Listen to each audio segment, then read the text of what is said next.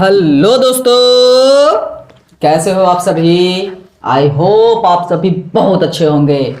तो दोस्तों, हम लोगों ने अभी तक के पदखंड में 2 चैप्टर के सभी सवालों के जवाबों को बड़े ही आसान शब्दों में देने का कोशिश किया है और उसे किस तरह से सजाएंगे, सवालों को किन शब्दों के साथ लिखे उनमें निखार लाएंगे, ये सब कुछ सीखा है ना। और बड़े ही आसान शब्दों के साथ उन शब्दों को हम लोगों ने अपने सवालों के जवाब के लिए इस्तेमाल नहीं किया है जिन्हें पढ़ने में कठिनाई होती हो या फिर समझने में लिखने में कठिनाई होती हो।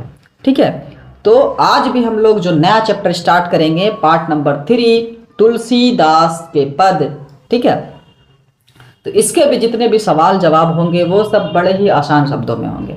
ठीक है, और दोस्तों आपके बुक में मैंने बता दिया था ना कि चैप्टर का नाम पद है, लेकिन मैंने उसे क्या किया था,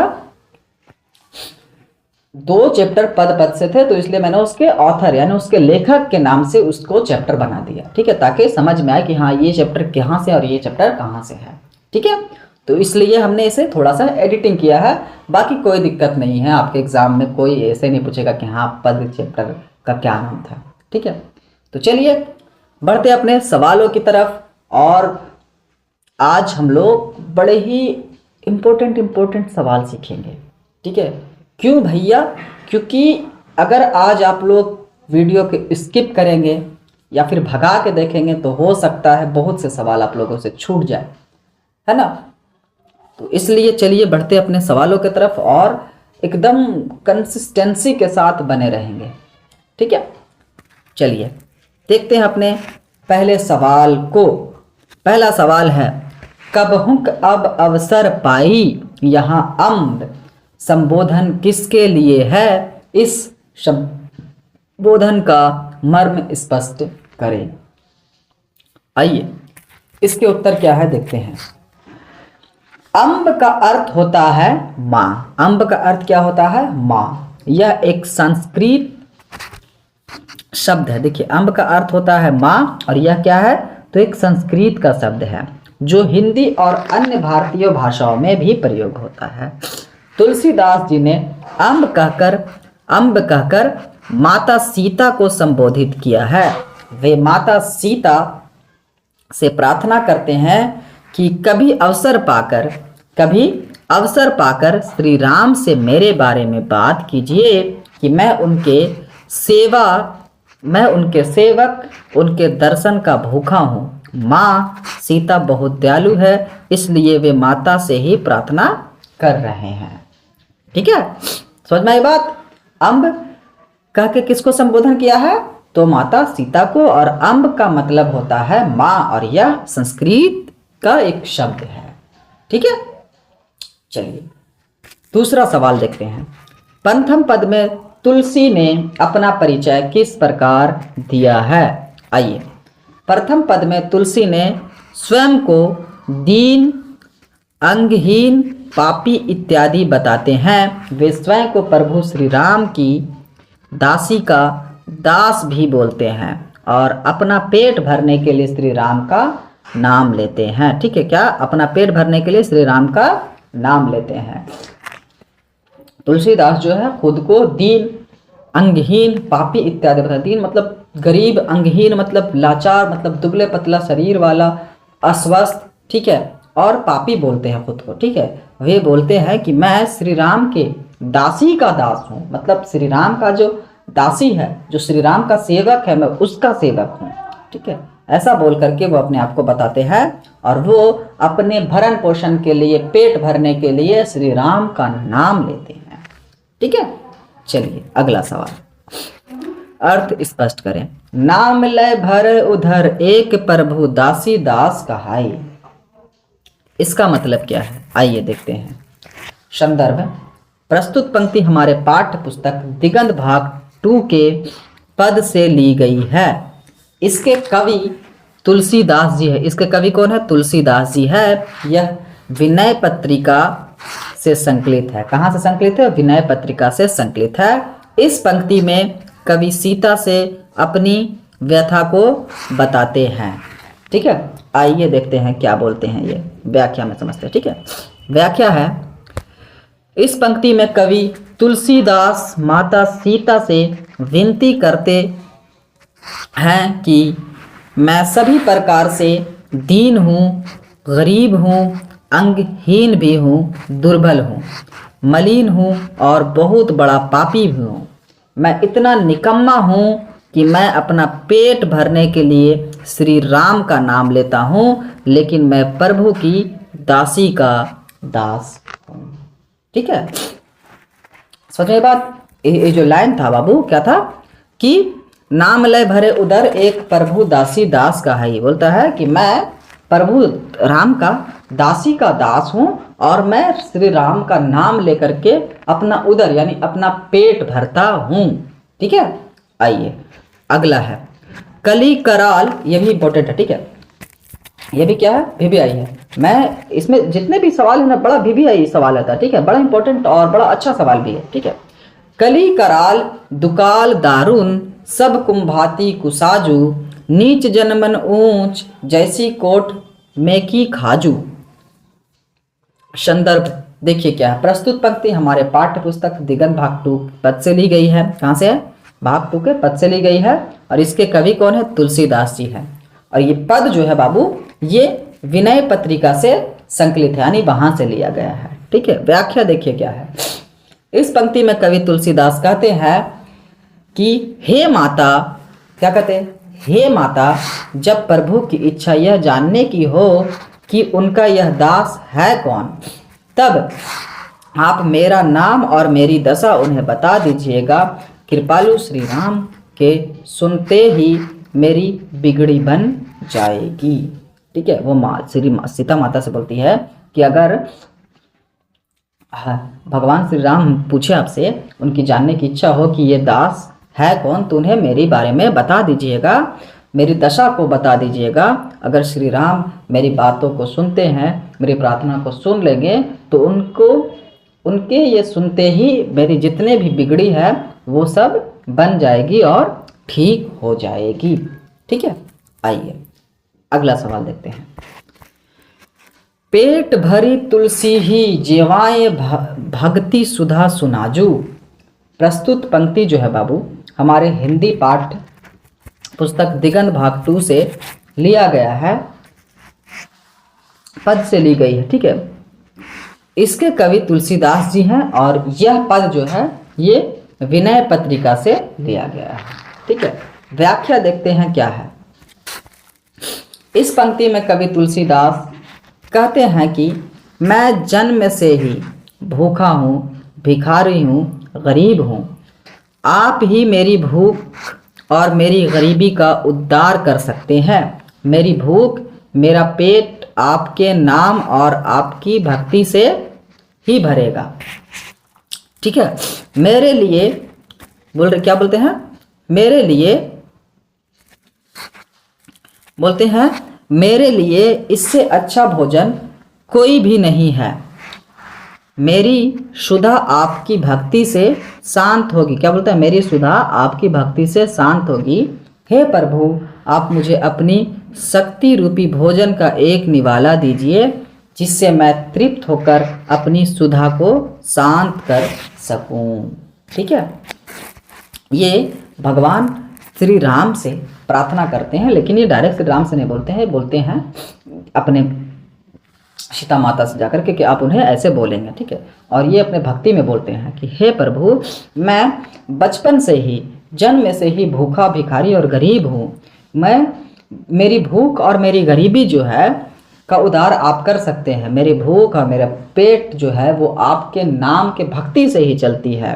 ठीक है, बोलते हैं कि मेरी सुधा जो है आपकी भक्ति से ही शांत होगी। हे प्रभु, मुझे अपनी भक्ति रूपी भोजन का निवाला करा दीजिए, जिससे मैं तृप्त होकर अपनी सुधा को शांत कर सकूं। ठीक है, आइए अगला सवाल। तुलसी सीता से कैसी सहायता मांगता है? तुलसी सीता से कैसी सहायता मांगता है? तुलसीदास ने माता सीता से यह सहायता मांगता है कि माता सीता उनकी बातों को भगवान श्री राम के पास पहुंचा दे। कैसे सहायता मांगता है? बोलता है कि माता सीता उनकी बातों को भगवान श्री राम के पास पहुंचा दे, ताकि श्री राम उस अपने योग्य और काबिल समझे। इसके अलावा भवसागर को पार कराने वाले श्री राम सभी अवगुणों के गुणों में बदलकर मुक्ति प्रदान करें। ठीक है, वो सीता माता से बोलता है कि आप मेरी बात को उन तक पहुंचा दीजिएगा। ठीक है, चलिए अगला सवाल। ये सवाल जो है बाबू VBI है, ये पूछा जा चुका है। ठीक है, ठीक है, सुनेंगे। तुलसी सीधे राम से ना कहकर सीता से क्यों कहलवाना चाहते हैं? वो सीधा सीधे राम, जो तुलसीदास थे वो सीधा राम से बात कर सकते थे, लेकिन वो उनके पत्नी सीता से क्यों कहते हैं? देखिए उत्तर। तुलसीदास का तात्पर्य यह है कि सीता जी सशक्त ढंग से जोर देकर उनकी बातों को भगवान श्री राम से, क्या सशक्त ढंग से यानी जोर देकर उनकी बातों को भगवान श्री राम के समक्ष रख सकेंगी। अतः तुलसीदास माता सीता द्वारा अपने श्री राम के समक्ष रखना ही उचित समझते हैं। तुलसीदास माता सीता से भवसागर पार कराने वाले श्री राम का गुणगान करते हुए मुक्ति प्राप्ति में सहायता की याचना करते हैं। ठीक है, चलिए अगला सवाल। राम के सुनते ही तुलसी की बिगड़ी बात बन जाएगी, तुलसी के इस भरोसे का कारण क्या है? ठीक है, तुलसीदास कहते हैं कि मैं अत्यंत दीन दुर्बल और पापी हूँ। क्या बोलते हैं? तुलसीदास बोलते हैं कि मैं बहुत दीन दुर्बल और पापी हूँ, फिर भी प्रभु का नाम लेकर अपना पेट भरता हूँ। क्या बोलता है? अपना पेट भरने के लिए किसका नाम लेता है? प्रभु का नाम लेता हूँ। तुलसी को विश्वास है कि उसके राम कृपालु, क्या बोलते हैं? उसके राम कृपालु है और दया निधान है, वे उसका समाधान कर देंगे। यही उनके भरोसे का कारण है। ठीक है, उनके भरोसे का कारण क्या है? कि राम जो है वो क्या है? कृपालु है और दया निधान है, इसलिए वो उनसे अपनी बिगड़ी बात को बनाने की बात करते हैं। ठीक है, आइए अगला सवाल। दूसरे पद में तुलसी ने अपने परिचय किस तरह दिया है? लिखिए। देखिए, दूसरे पद में तुलसी ने अपना परिचय दीन दरिद्र और एक गरीब भिखारी के रूप में दिया है। वे कहते हैं कि वे जन्म से ही गरीब हैं, भूखे हैं। वे चाहते हैं कि भगवान राम की सेवा करने की अवसर उन्हें प्रदान हो, जिनसे उनकी जिंदगी सवर जाएगी। ठीक है, आइए अगला सवाल। दोनों पदों में किस रस की व्यंजना हुई है? उत्तर, दोनों पदों में भक्ति रस की व्यंजना हुई। किस रस की व्यंजना हुई? भक्ति रस की व्यंजना हुई है, क्योंकि इस पद में तुलसीदास अपने भक्ति के सहारे ही राम भगवान को पाने की प्रयास करते हैं। ठीक है, आइए सवाल नंबर 9 देखते हैं। तुलसीदास के हृदय में किसका डर है? उत्तर, तुलसीदास के हृदय में यही डर है कि यदि उनके बारे में माता सीता श्री राम से बात नहीं की तो वे इस भव सागर से मुक्ति नहीं प्राप्त कर पाएंगे। वे पुनः जन्म नहीं लेना चाहते हैं। यह तभी संभव है जब सीता माता उनके बारे में श्री राम से कुछ कहेंगी। ठीक है, आइए अगला सवाल। दत्तराम स्वभाव से कैसे हैं? पठित पाठ के आधार पर बताइए। उत्तर, पद में बताया गया है ना कि राम स्वभाव से कैसे हैं? तो राम स्वभाव से करुणामयी, दयालु और कृपालु हैं। वे अपने भक्तों पर हमेशा कृपा दृष्टि बनाए रखते हैं। उनका यश चारों ओर फैला हुआ है। वे भव सागर से मुक्ति दिलाने वाले मुक्तिदाता हैं। ठीक है, आइए अगला सवाल। तुलसी को किस वस्तु की भूख है? उत्तर देखिए, तुलसी को भक्ति सुधा रूपी अमृत की भूख है। वे श्री राम की कृपा का भोजन का एक निवाला चाहते हैं। प्रभु अपने चरणों में ऐसी भक्ति दे दीजिए कि फिर कोई दूसरी कामना ना रह जाए। ठीक है, आइए अगला सवाल। पठित पाठ के आधार पर तुलसी की भक्ति भावना का परिचय दीजिए। तुलसी जी एक संत थे। क्या थे? तुलसी जो थे वो क्या थे? एक संत थे, इसलिए उनकी भक्ति भावना सहज और सरल थी। दोनों पद में तुलसी की दैन्य भाव की भक्ति का परिचय मिलता है। प्रथम पद में तुलसी माता सीता से निवेदन के माध्यम से भगवान श्री राम के शरण में अपनी मुक्ति चाहते हैं तथा स्वयं को उनकी दासी का दास कहते हैं। दूसरे पद में तुलसी ने अपने को भिखारी रूप में भगवान क्या बोलता है कि भिखारी रूप में भगवान राम के सम्मुख प्रस्तुत किया है। वे कलयुग के कष्टों से पीड़ित हैं, उनकी जीवन कष्टों से भरा है, पेट भरना मुश्किल है। इन दोनों पदों में तत्कालीन सामाजिक स्थिति का पता चलता है। जनता पीड़ित थी, इसे ईश्वर के सिवा किसी पर भरोसा नहीं था। अतः पठित पाठों के आधार पर तुलसीदास भक्ति हृदय की दीनता, असहायता और प्रभु की समर्थता का बोध कराते हैं। ठीक है, आइए अगला सवाल। और ये सवाल जो था बाबू वो थोड़ा VVI था। ठीक है, ध्यान देंगे, ये सवाल जो था वो क्या था, VVI था। आइए 13 नंबर क्वेश्चन क्या है।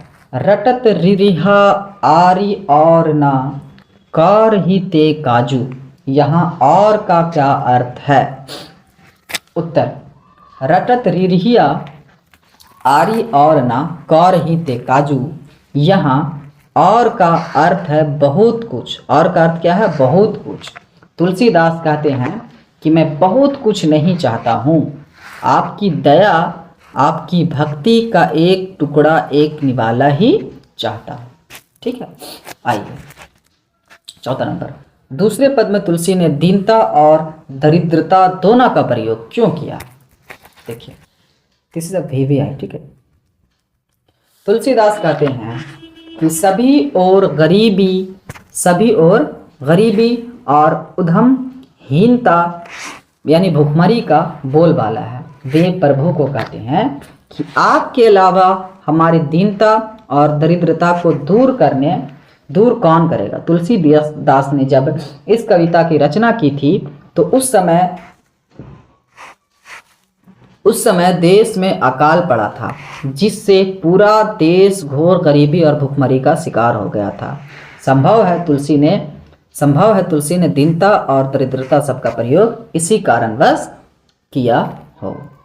ठीक है, आइए तो दोस्तों, हम लोगों ने आज अपने पदखंड के तीसरे चैप्टर के सभी सवालों का जवाब बड़े ही आसान शब्दों में और शब्द लिमिट में ही देने का कोशिश किया है। ठीक है, अब देखिए जो 5 मार्क्स का क्वेश्चन है उसमें अगर आपके शब्द थोड़े ज़्यादा नहीं होंगे तो मार्क्स आपको किस आधार पे देगा बताइए आप। और हम लोगों ने उन शब्दों का भी प्रयोग नहीं किया है जो मतलब कि ऑल बोल हो, मतलब ज़बरदस्ती के घुसाए हुए, है ना। हम लोगों ने उन्हीं शब्दों का इस्तेमाल किया है जिसके कुछ मायने थे, जो उस सवाल से रिलेट कर रहा हो। ठीक है, तो इसलिए हम लोगों ने आज अपने सभी सवालों का जवाब बड़े ही आसान शब्दों में दिया है। ठीक है, और आपके अगर कोई सवाल है तो हमसे कमेंट कर सकते हैं। ठीक है, तो चलिए दोस्तों, आज के इस चैप्टर को यहीं पर समाप्त करते हैं।